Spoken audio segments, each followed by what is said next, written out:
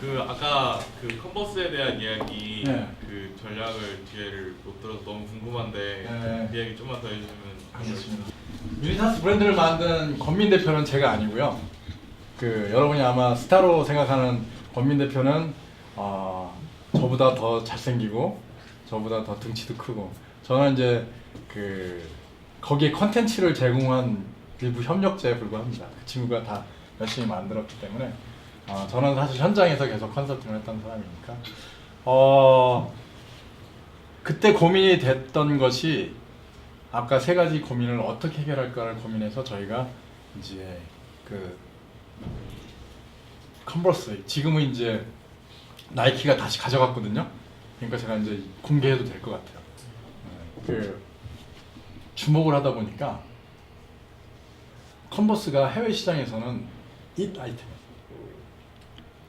패션을 완성해주는 요소였던 거예요. 그래서 우리가 세 가지 법칙을 뽑아냈는데 하나가 정통성의 법칙, 두 번째가 상징성의 법칙, 세 번째가 유행성의 법칙.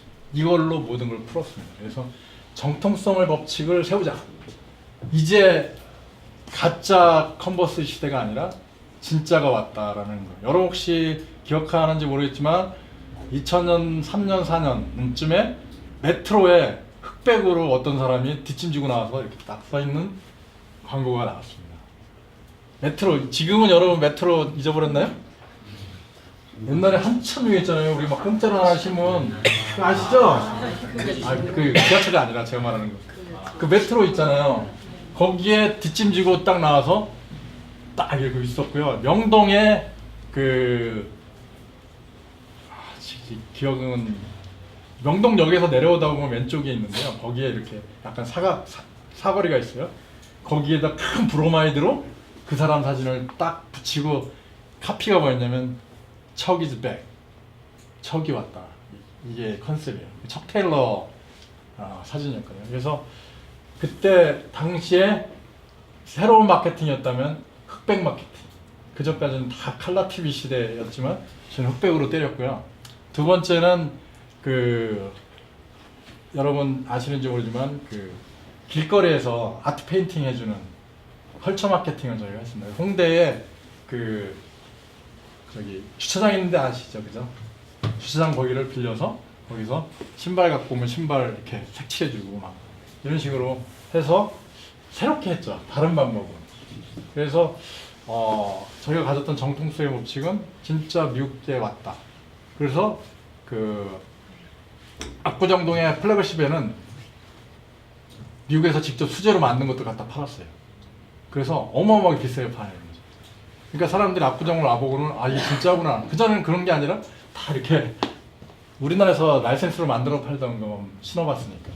그리고 그런 것들을 연예인들이 기어리도 신고 나오고 막 신고 나오기 시작하니까 저희가 유행어로 만들었죠, 사실. 그러면서 그 유행성의 법칙을 이뤄갈 수 있는. 그래서 패션 스타가나 아니면 내가 좀 패션을 안다라는 사람들이 꼭 가져야 될 상징으로 만들자 이렇게 해갖고 했습니다. 그래서 이 세 가지 법칙을 갖고 구체적으로 더 많은 것이 있지만 풀어냈는데 마침 그게 완전히 다른 거라고 인식을 하더라고요. 그러니까 가격이 올라가고 또 토탈로 구성해주고 이래도 고객들이 몰려오게 되는 경우가 됐습니다. 그래서 상당히 큰 성과를 거뒀고 저희도 사실 컨설팅하면서 맞을지 어떻게 합니까? 모르죠, 그죠? 내일 일인데. 근데 그런 성과를 거두면서 이게 되는구나 이런 생각을 했던 좋은 경험이었던 것 같습니다. 왜냐하면 이 리포지셔닝을 저가에서 이렇게 올리기가 사실 쉽지 않거든요. 그런 것들을 해봤던 좋은 경험이었던 것 같아요. 근데 저희가 성공한 브랜드 중에 좀 이렇게 기존의 전문가들이 말하지 않은 브랜드들이 다 성공했어요. 의외로. 제가 말을 하면 쭉 얘기해 줄 수 있는데 JST나도 그랬고 뭐 다른 브랜드들이 일반적으로 그 업계의 전문가들이 이럴 거라는 거가 다르게 했기 때문에 성공한 사례들이 있었습니다. 네. 지금 성공한 얘기들 많이 해주셨는데 혹시 괜찮으시다면 실패한 얘기. 그런 얘기들도 같이 나눠주시면 제가 실패한 얘기를 해드리겠습니다. 저희가 그 안트벨트라는 브랜드를 실패했다고 생각합니다. 여러분 지금 그 노스페이스 그 화이트 라벨 아시죠? 그 아웃도어가 아니라 약간 캐주얼인데 시티 아웃도어라는 표현하는. 저희가 그거를 코롱에서 2005년도에 런칭했다가 브랜드는 없어지진 않았는데 너무 일찍 갔던 사례입니다. 왜 그러면 그때 저희가 만들어 기능도 넣고 막 저도 아직도 그 옷이 있거든요. 너무 좋은 옷인데 그것을 만들었는데 그것이 그 백화점에서는 엄청나게 환영을 받았어요. 그걸 딱 이렇게 미리 시제품을 만들어서 보여주잖아요. 이렇게 백화점 입점하게 보여주거든요. 근데 백화점 바이어들이 이거 됐다, 터졌다 막 난리가 났어요. 그러니까 제가 아까 전에 전문가들이 된다는 건 좀 생각을 해봐야 될 필요가 있다는 거예요. 그래서 그게 지금은 후회가 되는 거죠, 사실. 그때 이제 우리가 좀 더 완성도 있게 했으면 좋았을 거, 아니면 10발짝을 앞서가는 게 아니라 그냥 그 한 발짝만 앞서갈 거고 이런 생각도 해봤어요. 그래서 하여튼 지금은 그 헬리커튼이라는 브랜드의 서브라인으로 들어가 있는 상태인데, 아무튼 제가 실패했던 사례 그거 하나 있고요. 하나는 아까 팔았다는 거 있잖아요, 브랜드. 저희가 컨설팅하면서 고객사가 투자하고 저희 한 팀이 들어가고 고객사하고 팀이 만들어져서 브랜드를 만들었습니다. 지금 또 있어요. 엘록이라는 브랜드인데 그거는 이제 그 런칭을 해서 되게 반응이 좋았었는데 결국은 실패했다고밖에 안 되는 게, 그게 저희한테도 그 성공 사례로 계속 가고 고객도 좋았어야 되는데 고객이 결국은 그걸 팔았습니다. 딴 회사에. 근데 그 브랜드를 사는 회사는 아주 땡잡은 케이스가 됐죠. 하여튼 그런 경우들이 있었습니다. 이 브랜딩이라는 자체가 좀 장기적인 계획으로 많이 수립을 해서 진행을 하시는 것 같아요. 그럼 보통 시장에서 어떤 뭐 기업 컨설팅을 들어갈 때 브랜딩을 할 때 시장 반응이 가장 빠르게 오면 몇 개월 정도 소요가 될까요? 아니면 업종마다 달라요. 업종마다 다른데 제가 어떤 사람들은 그런 얘기를 하는데 제가 보기에 제일 반응이 빨랐던 게 최근에 런칭한 가스테 바적이었던 것 같아요. EXR도 나왔을 때는 첫 해는 비리비리했어요. 사람들 이게 되냐 그 전문가들이 저거 쟤네 뭘 몰라서 만든 거다 그런 얘기를 했는데 한 2년 차 되면서 떴는데 가스테 바적은 나가자마자 그 2개월인가 3개월 만에 매장들이 1억 이상씩 찍기 시작해요. 그러니까 정말 사람들이 기다렸던 게 나왔다. 예를 들면 아이폰이 나오니까 이게 맞아, 내가 원하던 거야, 이런 반응을 비슷했던 거예요. 제가 재미난 제 딸이나 제 애들 데리고 다니다가 길거리에서 아빠가 만든 브랜드 이렇게 할 때가 제일 좋거든요. 근데 제가 이렇게 밥 먹으러 가면 이제 고객들이 입고 저 브랜드 입고 나왔네 이렇게 보이잖아요, 다.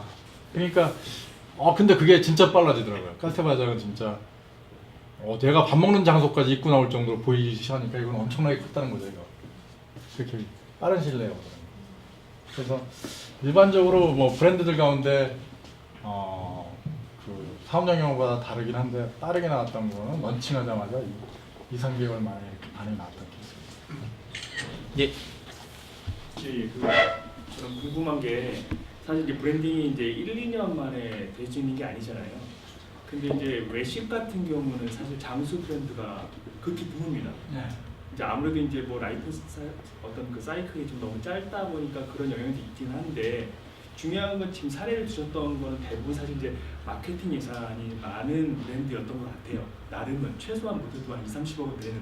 네. 그렇게 놓고 본다고 하면 외식 브랜드 대부분 그 정도의 마케팅 비용을 소요할 수 있는 브랜드가 없거든요. 네. 그러면 외식 브랜드 입장에서 장수 브랜드 혹은 효율적으로 브랜딩을 할 수 있는 방법의 팁 좀 가르쳐 주신다면 네. 어떤 게 있을지. 네, 저는 사실 뭐 솔직히 얘기하면 제가 외식 브랜드를 컨설팅 안 했으니까 제가 잘 모르고 정확하게 요즘에는 컨설팅도 방법론은 같을지 몰라도 그 사업에 대한 이해도가 있어야 되는 부분들이 있잖아요. 그래서 그 부분에 대해서 잘 모르겠는데, 아무튼 제가 갖는 생각은 그렇습니다. 아까 제가 변화와 아이덴티티 얘기를 했잖아요. 그러니까 브랜드도 제가 제일 많이 만나는 고객들의 그 어려움이 뭐냐면, 잘된 사람의 어려움이 뭐냐면 너무 빨리 확장하는 거예요. 그러니까 그런 관점에서 보면 제가 보기에는 음식 브랜드들은 그걸 너무 좋아하는 것 같아요. 그럼 브랜드에 역행하는 거라고 생각하거든요. 일단 대면 찍어내는 게 이 프랜차이즈고 외식 브랜드의 특징인데, 그러다 보면 무너져요. 그게 단순히 시장의 변해서 안 됐다 이렇게 얘기한다면 뭐 제가 할 말은 없어요. 이쪽을 잘 모르니까. 하지만 제가 보기에 좀 브랜드의 관점에서 본다면 그렇게 빨리 가는 것만 길일까? 어떻게 보면 브랜드에서 한 가지 좀 덕목을 찾아보라면 브랜딩이 필요한 브랜더로서 가져야 될 덕목이 있다면 저는 인내라고 생각을 좀 하거든요. 저희 회사가 카페를 하나 합니다.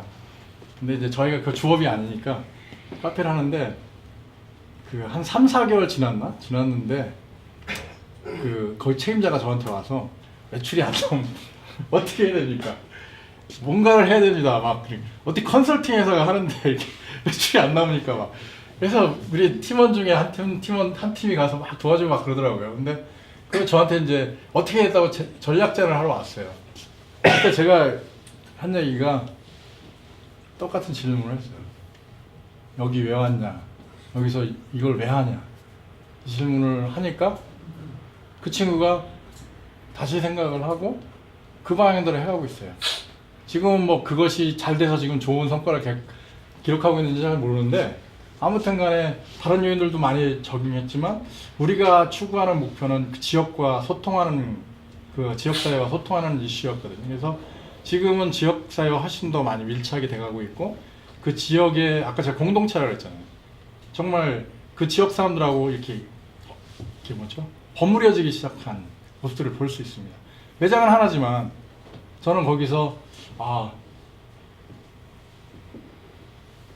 브랜드는 이렇게 하는 거라는 것을 많은 사례를 통해서 저희가 런칭을 했지만 또 우리도 스스로 우리 동료들한테 경험할 수 있는 계기가 됐다고 생각합니다.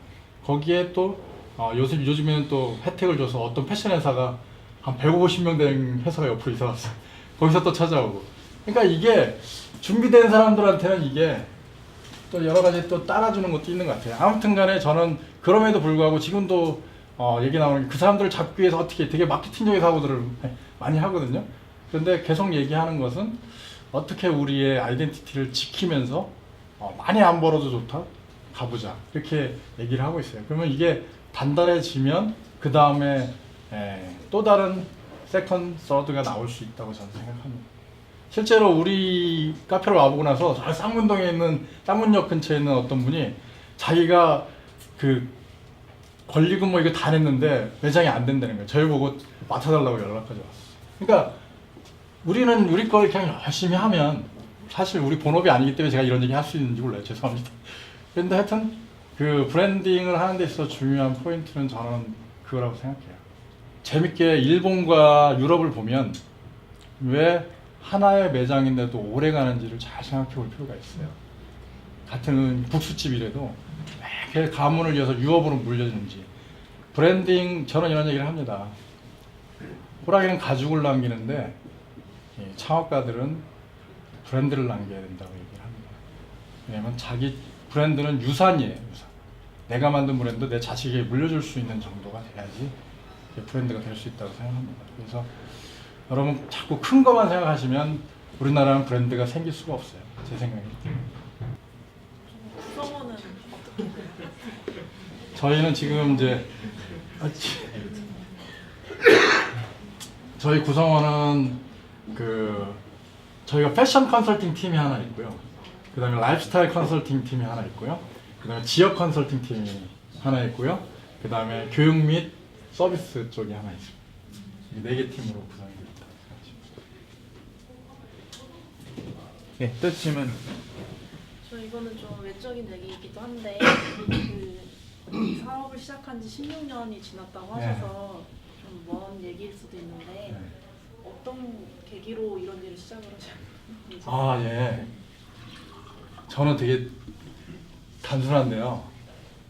제가 대학 때 데모를 많이 했어요. 그래갖고 사회 변화에 관심이 많았는데 제가 그때 저희 세대가 여러분 요즘에 보는 60항쟁 세대거든요, 제가. 그래서 죄송합니다. 그때 김영삼 대통령하고 김대중 대통령이 단일화를 안 하는 걸 보면서 정책 가망이 없다 이런 생각을 했어요. 그래서 자본주의 사회에 대해서 사회를 바꾸는 방법은 비즈니스가 아닐까라는 생각을 하게 됐습니다. 그래서 저희 회사의 미션이 기업을 기업되게, 경영을 경영되게 하는 미션을 갖고 있습니다. 그래서 제 소망은 사실 뭐 있는 그대로 얘기하면 제가 자꾸 회의를 갖는 부분이 아까 골목대학을 하는 이유가 저에 대한 보상일 수도 있긴 한데 저희가 만드는 브랜드가 다 대기업이나 중견기업 아까 말씀하신 데도 만들잖아요. 그런 데만 돈 벌어주는 일을 제가 하고 있으니까 물론 그런 데에다가 사회적 가치에 마케팅을 하라고 또 커뮤니케이션을 하라고 제안을 해서 실제로 캄보디아에 학교 만드는 데도 있고 막 다 있어요. 그러나 그거는 본질적으로는 사실 사회에 얼마나 기여할 수 있는가. 정말 탐스 블레이크 마이코스키가 말하는 탐스 같은 우리나라 나와 있는 탐스 말고요. 그런 탐스 같은 회사들이 좀 많이 만들고 싶은 마음이 있습니다. 그러면서도 돈도 벌 수 있는. 그러면 더 좋겠죠. 뭐 이제 스타트업 같은 경우에는 브랜드 이제 그 아이덴티티 어떻게 좀 구축을 해 나가는지 좋은지 좀 들었으면 좋겠어요. 저희가 그 하는 방법은 뭐냐면 스타트업은 저는 행복한 창업을 권고하는 스타일이에요. 그래서 실제로 저희 방법론이 있거든요. 자기 자신을 발견하는 작업부터 시작합니다. 그래서 내가 잘하는 것도 있지만 내가 좋아하는 거, 내가 꿈꾸는 거, 또 내가 아픈 거. 사실 여러분 마이코스키 같은 경우도 왜 만들었는지 알죠, 그죠? 그 아르헨티나 갔는데 신발 벗은 아이들 보면서 그 마음이 아파서 그걸 한 거예요. 처음에 1년에 200켤레만 기부할 수 있으면 다행이다 생각했는데 그 가치에 동감하는 사람들이 2006년에 만 명이 나왔던 거예요. 10,000켤레를 기부했어요. 그러면서 수년 내에 100만 켤레, 1000만 켤레 막 늘어난 거죠. 그러니까 결국은 자기 자신을 잘 들여다보고 그것을 저는 나다움, 자기다움이라고 표현하는데 그것을 끌어내서 그걸로 고객이 공감할 수 있는 브랜드 아이덴티티로 만들어내는 일을 돕고 있습니다. 창업하는 사람들.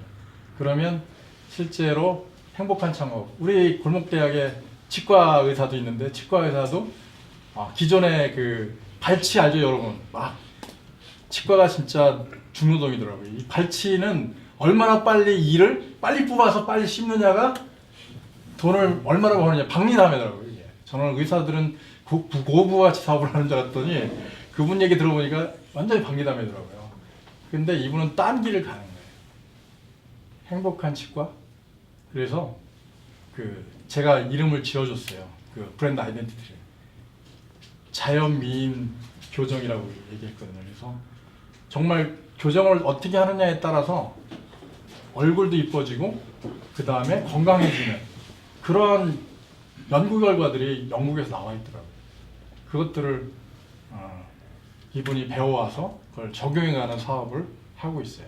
그러니까 저는 국수집도 그렇고요, 치과도 그렇고 작지만 자기들이 좋아하고 자기들이 아파하고 자기가 잘할 수 있는 것들을 찾아내서 그거를 브랜드 아이덴티티까지로 이렇게 전환시킨 케이스들을 저는 이제 보고 있어요.